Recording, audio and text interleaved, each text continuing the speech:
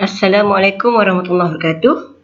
Kita teruskan pembelajaran kita pada hari ini iaitu bab 5 Persekutuan Tanah Melayu 1948 iaitu latar belakang penubuhan Persekutuan Tanah Melayu 1948.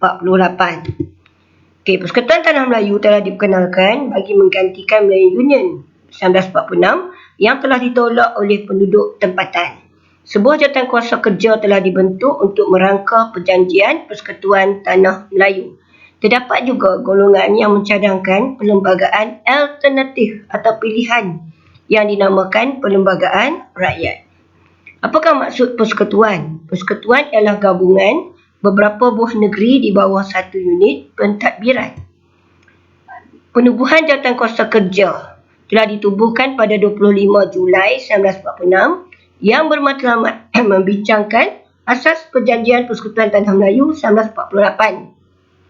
Terdiri daripada wakil Raja-Raja Melayu, wakil UMNO dan pegawai kanan British. Wakil Raja-Raja Melayu ialah seperti Raja Kamaruzaman Raja Ngah Mansur, Datuk Hamzah Abdullah, Haji Muhammad Sharif Osman, Datuk Ni Ahmad Kamil Mahmud. Manakala wakil UMNO ialah Datuk On Jaafar, Datuk Abdul Rahman Muhammad Yassin, Haji Megat Yunus. Pegawai kanan British ialah A.T. Newport, K.K.O. Connor, W.D. Godsall dan Dr. W. Linehan, A. Williams, D.C. Waterston. Okey, ini dia gambar ahli jawatankuasa kerja. Cadangan jawatankuasa kerja ialah yang pertama, menyatukan semua negeri Melayu dalam satu pentadbiran dan dua buah negeri-negeri selat. Memulihkan kedudukan dan kedaulatan Raja-Raja Melayu. Menjaga kedudukan istimewa orang Melayu dan kepentingan sah kaum lain. Menubuhkan Dewan Perundangan Negeri bagi setiap negeri. Mengenakan syarat kewarganegaraan yang ketat. Okey, inilah dia. Okey, cadangan jawatankuasa kerja. Okey. Kemudian, Gerakan Nasionalis Melayu Radikal pula membidas kerajaan British kerana menjalankan perundingan secara tertutup dengan UMNO dan pihak British mengetepikan PKMM daripada jawatankuasa kerja tersebut. Apakah maksud radikal? Radikal digunakan oleh British kepada golongan ini kerana keberanian mereka menentang British secara terbuka dan membangkitkan perasaan anti-British dalam penulisan. Contohnya Ahmad Bostamam dalam bukunya Testament Politik Api menyatakan secara tegas bahawa mereka menentang penjajah British kerana British bertindak menindas golongan nasionalis Melayu radikal. Okey, Gerakan Nasionalis Melayu Radikal telah membentuk Pusat Tenaga Rakyat atau PUTRA. Gabungan PUTRA terdiri daripada beberapa pertubuhan Melayu iaitu PKMM yang dipengerusikan oleh Dr. Burhanuddin Al-Helmi. Kemudian kita ada API ataupun Angkatan Pemuda Insaf. Pengurusinya atau presidennya ialah Ahmad Bostamam. Kemudian ada Gerakan Angkatan Muda atau GERAM yang diketuai oleh Aziz Ishak dan Abdul Samad Ismail. Kemudian Hizbul Muslimin diketuai oleh Abu Bakar Al-Bakir. Kemudian AMCJA ataupun All Malayan Council of Joint Action telah ditubuhkan golongan bukan Melayu. Pengurusinya ialah Tan Cheng Lock. Mereka menganggap British tunduk kepada tuntutan UMNO dan penubuhan jawatankuasa kerja tidak demokratik. AMCJA terdiri daripada Pan Malayan Federation of Trade Union yang diketuai oleh Chan Lu, Malayan Democratic Union MDU John Eber dan Malayan Indian Congress MIC yang diketuai oleh John TV. Kemudian PUTRA dan UMNO telah bergabung dan menolak perjanjian persekutuan. Membantah kerana jawatankuasa kerja tidak mempunyai wakil bukan Melayu. Menganggap perlembagaan persekutuan sebagai tidak demokratik. Mengukuhkan British dan perkauman. Pada Julai 1947, cadangan perlembagaan yang telah disemak oleh jawatankuasa diumumkan kepada awam oleh British.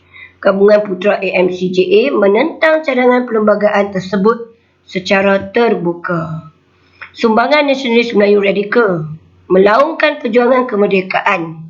Matlamat perjuangan mereka adalah membebaskan tanah air daripada penjajahan, menyatukan seluruh tanah Melayu dan enggan berkompromi dengan penjajah untuk mencapai kemerdekaan. Mereka memperjuangkan hak semua kaum dalam sebuah negara.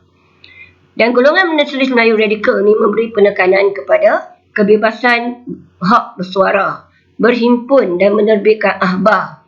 Ahmad Bostamam telah menerbitkan akhbar Suara Rakyat. Fahaman kebangsaan golongan ini mudah diterima oleh sesetengah rakyat. PKMM berjaya menubuh cawangannya di seluruh negeri Perak, Hulu Langat Selangor dan Temerloh Pahang.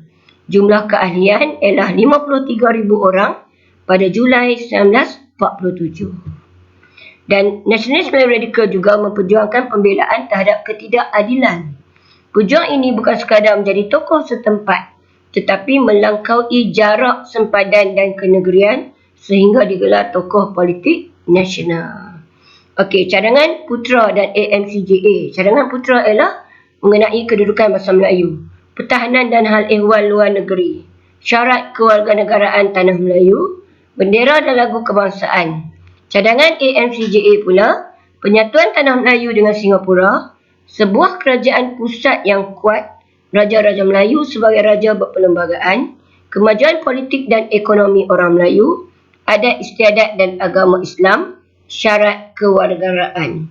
Digabungkan, dua-dua cadangan ni menjadi Perlembagaan Rakyat 1947. Okey, ini dia Perlembagaan Rakyat 1947, iaitu Tanah Melayu disatukan dengan Singapura, penubuhan sebuah Dewan Perundangan Pusat dan majlis-majlis negeri yang dipilih bagi seluruh Tanah Melayu, kewarganegaraan yang sama bagi semua orang yang menganggap Tanah Melayu sebagai tempat tinggal tetap dan sanggup mencurahkan kesetiaan tanpa berbelah bahagi. Raja Melayu sebagai raja berperlembagaan yang bertanggungjawab kepada rakyat dan menerima nasihat melalui majlis mesyuarat. Hal ehwal agama Islam dan adat istiadat Melayu diketuai sepenuhnya oleh orang Melayu melalui majlis khas. Perhatian khas hendaklah diberikan kepada kemajuan politik dan ekonomi orang Melayu. Bahasa Melayu hendaklah menjadi bahasa kebangsaan dan bahasa rasmi tunggal bagi tanah Melayu. Hal ehwal luar negeri dan pertahanan hendaklah menjadi tanggungjawab bersama Kerajaan Tanah Melayu dan Kerajaan British. Kewarganegaraan Melayu haruslah dinamakan Melayu. Warna merah dan putih haruslah dimasukkan sebagai latar belakang bendera kebangsaan Tanah Melayu. Okey, tindakan British. Okey, Perlembagaan Rakyat ditolak oleh British. British menerima perjanjian Persekutuan Tanah Melayu yang digubal Jawatankuasa Kerja. Kemudian Persekutuan Tanah Melayu telah dibentuk pada 1948. Jadi Putra dan AMCJA telah menganjurkan hartal. Apakah hartal? Hartal ialah tindakan tutup kedai dan memberhentikan semua kegiatan ekonomi oleh peniaga. Protes tanpa keganasan ini telah diadakan dengan cara menutup semua premis yang beroperasi seperti kilang, kedai, sekolah, pejabat dan ladang. Dan menerusi sokongan Dewan Perniagaan Cina, harta dilaksanakan di bandar utama di Tanah Melayu. Okey, terus pada latihan objektif. Ada 5 soalan semuanya. Yang pertama, nyatakan matlamat penubuhan Jawatankuasa Kerja. Soalan kedua, keahlian Jawatankuasa Kerja terdiri daripada. Soalan ketiga, apakah maksud persekutuan? Soalan keempat, pentadbiran kerajaan persekutuan terbahagi kepada 2 iaitu. Dan soalan nombor 5, nyatakan peranan tokoh di atas dalam Jawatankuasa Kerja. Okey, sekian saja pengajaran cikgu untuk hari ini. Cikgu ucapkan selamat belajar dan selamat menjawab soalan latihan. Sekian, terima kasih.